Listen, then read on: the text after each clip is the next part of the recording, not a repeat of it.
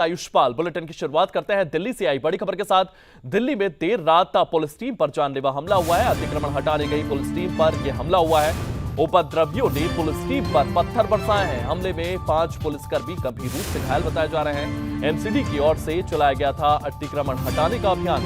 Police ने अज्ञात लोगों के खिलाफ मामला दर्ज किया है। तुर्कमान गेट स्थित फैज से इलाही मस्जिद के पास बढ़ाई गई है सुरक्षा। देर रात मस्जिद के पास अवैध निर्माण को ध्वस्त किया गया है। मस्जिद के अवैध हिस्से को बुलडोजर की मदद से गिराया गया है। कोर्ट से नहीं मिली थी मस्जिद कमेटी को कोई राहत। तो अतिक्रमण हटाने को लेकर के यहां पर पथराव किया गया है। आपको बता दें देर रात यहां पर यह पथराव किया गया है। तस्वीरों में आप देख सकते हैं किस तरीके से पत्थर यहां पर पड़े हुए हैं। अतिक्रमण हटाने गई पुलिस टीम पर यह हमला किया गया है। उपद्रवियों ने पुलिस टीम पर पत्थर बरसाए। आप तस्वीरें देख रहे हैं। इन तस्वीरों में आप देख सकते हैं किस तरीके से रास्ते पर ये पत्थर पड़े हुए हैं। हमले में 5 पुलिसकर्मी गंभीर रूप से घायल बताए जा रहे हैं। और इसी खबर को लेकर के हमारे सहयोगी देवांश हमारे साथ जुड़ चुके हैं। देवांश, इस खबर को लेकर के क्या कुछ अपडेट, क्या कुछ जानकारियां सामने आ रही है, किस तरीके से ये पूरी की पूरी घटना हुई और अब पुलिस की ओर से क्या कुछ कदम उठाए जा रहे हैं? देवांश।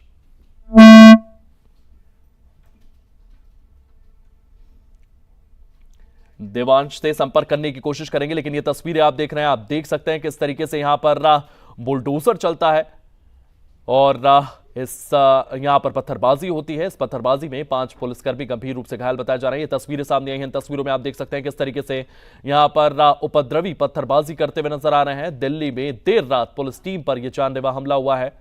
आपको बता दें यह पुलिस टीम अतिक्रमण हटाने गई थी। बुलडोजर यहां पर आप देखे जा सकते हैं और देवांश हमारे सहयोगी हमारे साथ मौजूद हैं। देवांश, इस खबर को लेकर के क्या कुछ जानकारियां सामने आ रही है? जिस तरीके से यह पत्थरबाजी हुई है, इसके बाद पुलिस की ओर से क्या कुछ कदम उठाए गए हैं? देवांश।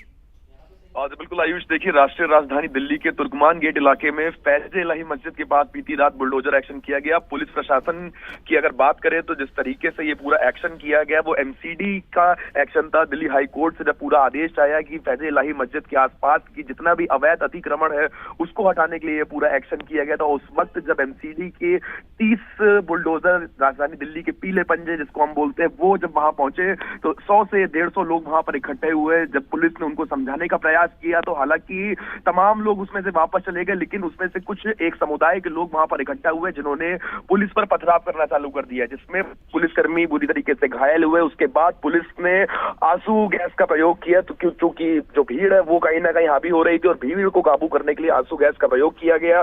भीड़ को तितर बितर करने के लिए आंसू गैस का प्रयोग किया गया, जिसके बाद भीड़ पूरी तरीके से तितर बितर हो गई और पुलिस ने पूरी तरीके से मामले को अपने अंडर कंट्रोल में ले लिया। लेकिन जिस तरीके से यहाँ पर ये पुलिस के ऊपर हमला किया गया वो कहीं ना कहीं काफी शर्मनाक है अपने आप में ही। और जिस तरीके से ये हमला हुआ है उसके बाद पुलिस ने एक्शन लेना शुरू कर दिया है। कई अज्ञात लोगों के ऊपर यहाँ पर एफआईआर दर्ज कर ली गई। 10 आरोपियों को अभी तक पुलिस हिरासत में ले चुकी है। 5 पुलिसकर्मी इस पथराव में घायल हुए हैं, उनको तुरंत मेडिकल सेवाएं दी गई हैं। लेकिन जिस तरीके से यहाँ पर पुलिस ने काम किया वो काफी ज्यादा काबिल तारीफ है।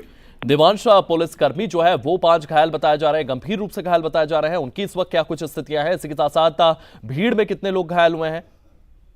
जी बिल्कुल, देखिए अगर बात करी जाए यहाँ पर पुलिसकर्मियों की तो पुलिसकर्मियों को कल रात जब पथराव में चोट लगी तो उनको तुरंत मेडिकल सेवाएं वहां पर प्रदान की गई, जिसकी वजह से उनकी स्थिति एकदम नॉर्मल है। अभी उनको कोई गहरी चोटें इसके बाद नहीं आई है। लेकिन जिस तरीके से यहाँ पर पुलिस ने काम किया है, भीड़ को बहुत ज्यादा चोट नहीं आई है। चूंकि सिर्फ भीड़ बेकाबू हो रही थी उस वक्त आंसू गैस का प्रयोग किया गया। आंसू गैस के गोले दागे गए और आंसू गैस के जो गोले होते हैं वो हानिकारक नहीं होते, केवल आंसू आते लोगों को आंखों में जलन का सामना करना पड़ता है। और जो भीड़ वहां पर इकट्ठी हो रही थी उस भीड़ को तितर बितर करने के लिए आंसू गैस का प्रयोग किया गया। अगर फिलहाल ताजा अपडेट की बात करी जाए तो फैज इलाही मस्जिद को पूरी तरीके से अभी छावनी में तब्दील कर दिया गया। तमाम बैरिकेड्स लगा दिए गए हैं और बॉडी कैम जो पुलिस के पास है उन बॉडी कैम्स की बदौलत पुलिस आरोपियों की जांच कर रही है और तमाम तरीके से जो सीसीटीवी फुटेज उनको खंगाला जा रहा है और जो आरोपी इस पथराव में शामिल थे उनकी चिनाब करके उनको पकड़ने का प्रयास यहाँ पर किया जा रहा है। देवांश, इसी के साथ साथ तस्वीरें भी सामने आ रही हैं। तस्वीरों में देखा जा सकता है कि कई गाड़ियों को भी क्षतिग्रस्त किया गया है और इसी के साथ साथ पत्थर भी वहां पर देखे जा रहे हैं। सीसीटीवी फुटेज यहां पर निकाली गई है। क्या इनके खिलाफ कार्रवाई को लेकर के क्या कुछ अपडेट सामने आ रहे हैं? किस तरीके से इनकी पहचान की जा रही है? देवांश। जी बिल्कुल आयुष, जिस तरीके से तस्वीरों में आप देख पा रहे हैं कि जब वहां पर एमसीडी की गाड़ियां पहुंचती हैं 30 बुलडोजर वहां पर पहुंचते हैं, सरकार का पीला पंजा वहां पर पहुंचता है और जो अवैध अतिक्रमण है जो कि दिल्ली हाई कोर्ट के आदेश के बाद हटाने का आदेश दिया गया था, उसको वहां पर एमसीडी की टीम पहुंचती है। चूंकि ये ऑपरेशन रात में किया गया था, जिस तरीके के हालात वहां पर उत्पन्न हुए, इसका प्रयास और इसकी उम्मीद जो है वो कहीं ना कहीं पुलिस को पहले से ही थी, इसलिए ये ऑपरेशन रात को किया गया। तब 100 से 150 लोग वहां पर इकट्ठा हुए और उन्होंने पथराव करना पुलिस के ऊपर चालू कर दिया। 5 पुलिसकर्मी इसमें घायल हुए, तमाम जो गाड़ियां हैं वो पूरी तरीके से क्षतिग्रस्त हुई और उसके बाद पुलिस पूरी तरीके से एक्शन मोड में है। 10 आरोपियों को अभी तक हिरासत में ले लिया गया है और कई अज्ञात एफआईआर जो है वो अभी भी दायर करी गई है, दर्ज करी गई है। अब ये देखने वाली चीज होगी कि आखिर ये कौन से और चेहरे हैं जो दिल्ली में, राष्ट्रीय राजधानी दिल्ली में कानून व्यवस्था को भंग करने का प्रयास कर रहे हैं। लेकिन जिस तरीके से दिल्ली पुलिस ने यहाँ पर काम किया है वो काफी ज्यादा काबिल तारीफ है। देवांश, क्योंकि आप भी लगातार यहाँ पर मौजूद थे, आपने आम जन से यहाँ पर बात की है, पुलिस वालों से भी आपने बात की है, आम लोगों का यहाँ पर क्या रुख था और पुलिस वालों की ओर से क्या कुछ कहा जा रहा था? जी बिल्कुल, देखिए आयुष, अगर आम जनता की बात करी जाए तो जब हमने आम जनता से बात करी तो उन्होंने बताया कि जो भीड़ वहां पर पहुंची थी उनको कहीं ना कहीं अंदेशा था कि पुलिस और एमसीडी की जो टीम है वो मस्जिद को नुकसान पहुंचाने आई है। लेकिन जब पुलिस वालों ने उनको समझाया तो तमाम जो समझदार लोग थे वो वहां से वापस चले गए। लेकिन कुछ एक समुदाय के लोग वहां पर इकट्ठे हुए जो कानून व्यवस्था को भंग करने के लिए वहां पहुंचे थे, उन्होंने पुलिस पर पथराव करना शुरू किया। तमाम पुलिस वालों से जब बात करी तो उन्होंने भी ये बताया कि उनका किसी को कोई क्षति पहुंचाने का कोई भी मन नहीं था और न किसी तरीके की क्षति किसी पब्लिक को पहुंचाई गई है। चूंकि पुलिस ने पत्थर सहे हैं लेकिन पत्थर वापसी में चलाए नहीं है। आंसू गैस के गोले जरूर लगाए गए लेकिन आंसू गैस के गोले लोगों को शरीर में चोट नहीं पहुंचाते, बल्कि जो भीड़ है उसको तितर-बितर करने के लिए प्रयोग किए जाते हैं। जी देवांश, यहाँ पर यह भी दिख रहा है कि वहां पर जो जेसीबी पहुंची थी उनको भी क्षतिग्रस्त किया गया है, उनको भी फोड़ा गया है। जी बिल्कुल, देखिए आयुष, जो तमाम तरीके की तस्वीरें और सीसीटीवी फुटेज जब सामने निकल करके आ रहे हैं और जो सीसीटीवी फुटेज भीड़ के निकल करके आ रहे हैं, उसी से अंदाजा लगाया जा सकता है कि कितना बड़ा वहां पे एक गुट इकट्ठा हो गया था। एक समुदाय के लोगों का वो गुट वहां पर पहुंचा और उसके बाद जो जेसीबी की मशीनें, जो कि पूरी लोहे की मशीनें होती है, उनको किस तरीके से क्षतिग्रस्त किया है, तो किस अंदेशे से ये वहां पहुंचे थे, किस तरीके की एक माइंडसेट के साथ ये वहां पहुंचे थे और किस तरीके से अपने देश के ही अंदर ये गद्दारी करने पहुंचे थे, देश की पुलिस के ऊपर पत्थर चलाने पहुंचे थे, उसका जवाब, उसका मुंह तोड़ जवाब यहाँ पर पुलिस ने दिया। देवांश, आप हमारे साथ बने रहिएगा। हम प्रवीण खंडेलवाल की ओर से इस पूरे मामले पर क्या कुछ बयान आया, पहले वो सुनते हैं।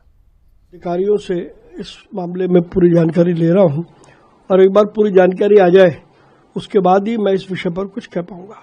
अधिकारियों से इस मामले में पूरी जानकारी ले रहा हूं और एक बार पूरी जानकारी आ जाए उसके बाद ही मैं इस विषय पर कुछ कह पाऊंगा। प्रवीण खंडेलवाल की ओर से ये कहा गया है कि इस पूरे मामले को लेकर के अधिकारी जो है वो उन्हें ब्रीफ करेंगे, उसके बाद वो इस पूरे मामले पर एक्शन लेते हुए नजर आएंगे। देवांश की ओर लिए चलता हूं। देवांश, जिस तरीके से ये पूरा का पूरा मामला सामने आया है, इसको लेकर के किस तरीके से सियासी प्रतिक्रियाएं जो है वो भी सामने आ रही है। प्रवीण खंडेलवाल को हमने सुना, उनकी ओर से कहा गया है कि अधिकारियों से पहले ब्रीफिंग लूंगा, उसके बाद इस मामले पर एक्शन लूंगा। और क्या कुछ जानकारियां और क्या कुछ बयान इस पूरी घटना के बाद सामने आ रहे हैं देवांश? जी बिल्कुल आयुष, अगर यहाँ पर सियासी बयानबाजी की बात करी जाए तो कहीं ना कहीं विपक्ष जो है वो एक बार और बयानबाजी करता हुआ दिखाई दे रहा है। वो कहीं ना कहीं सरकार को घेरने का प्रयास यहाँ पर विपक्ष की ओर से किया जा रहा है कि ये सब जो हरकतें हैं वो कहीं ना कहीं सरकार करती है, लेकिन सरकार की तरफ से भी मुंह तोड़ जवाब लगातार दिया जा रहा है। लेकिन जिस तरीके से अभी प्रवीण खंडेलवाल की अगर हम बात करें तो प्रवीण खंडेलवाल ने जिस तरीके से बोला कि वो तमाम पुलिस की जो वरिष्ठ अधिकारी है उनसे बात करने के बाद ही यहाँ पर बता पाएंगे, चूंकि ये जो मामला है वो काफी ज्यादा संवेदनशील है। चूंकि ये जो पूरा मामला है वो राष्ट्रीय राजधानी दिल्ली का, और राजधानी दिल्ली के अंदर जिस तरीके की हिमाकत कुछ लोगों ने करी है, पुलिस वालों के ऊपर पथराव करने की हिमाकत करी है। हालांकि पुलिस ने मुंह तोड़ जवाब उस वक्त दे दिया, उस भीड़ को पूरी तरीके से तितर-बितर कर दिया। लेकिन अब ये पता लगाना है, उन चेहरों को चिन्हित करना बहुत ज्यादा महत्वपूर्ण हो गया है कि वो कौन से चेहरे हैं जो आखिर पीछे बैठ करके इस भीड़ को यहाँ पर भेजते हैं, राष्ट्रीय राजधानी दिल्ली के अंदर कानून व्यवस्था को भंग करने का प्रयास करते हैं, लोगों को चोट पहुंचाने का प्रयास करते हैं, भारत के अंदर, भारत में रह करके भारत से गद्दारी करने का प्रयास करते हैं। तो इन चेहरों को चिन्हित करना बहुत जरूरी है। जी देवांश, इस तमाम जानकारी के लिए आपका बहुत बहुत धन्यवाद। तो दिल्ली में देर रात पुलिस टीम पर यह जानलेवा हमला हुआ है। हाई कोर्ट में चल रहा था और माननीय हाई कोर्ट के आदेश के बाद इस पर कार्रवाई की गई है और ये लगभग जो हमने कार्रवाई की है 36,400 के ऊपर स्क्वायर फीट का जो एरिया था, जो अतिक्रमण था, उसके ऊपर कार्रवाई की गई है हमने। उसमें एक डायग्नोस्टिक सेंटर था और एक बारातघर था जिसपे हमने कार्रवाई की। इसके सराउंडिंग में 2 मंजिला वॉल थी और उसमें स्ट्रक्चर, 1 मंजिला स्ट्रक्चर बना हुआ था। ये परमानेंट स्ट्रक्चर थे, हमें तोड़ने में काफ़ी दिक्कत हुई रात में। इतनी मशीन के बावजूद भी कुछ एरिया अभी थोड़ा सा रह गया है और डिमोलिशन वेस्ट लगभग मुझे लगता है 250 से 300 ट्रक अभी यहाँ पर पड़ा हुआ है, जिसको उठाने में हमें थोड़ा समय लग जाएगा। उसके बाद जो हमारा एरिया बच गया है उसको हम तुरंत 5 से 6 घंटे का हमारा काम जो रह गया है वो हम कंप्लीट कर लेंगे।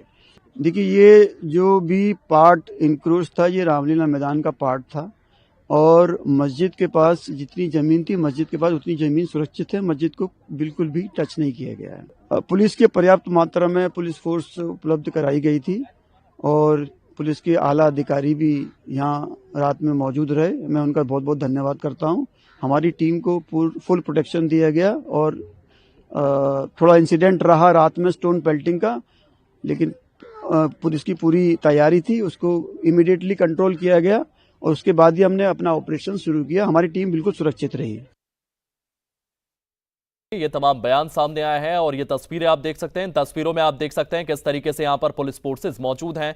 ये तस्वीरें आप देख रहे हैं किस तरीके से यहाँ पर जेसीबी पहुंचती है अवैध कब्जों को हटाने के लिए, लेकिन यहाँ पर यह अफवाहें फैलाई गई कि शायद मस्जिद को तोड़ दिया जाएगा, जिसके चलते वहां पर भीड़ इकट्ठा हो जाती है और वो भीड़ पुलिस बल पर पथराव करती है, जिसके कारण यहाँ पर स्थितियां जो है वो बिगड़ जाती है। पुलिस विभाग ने फिलहाल के लिए स्थितियों को कंट्रोल में ले लिया है।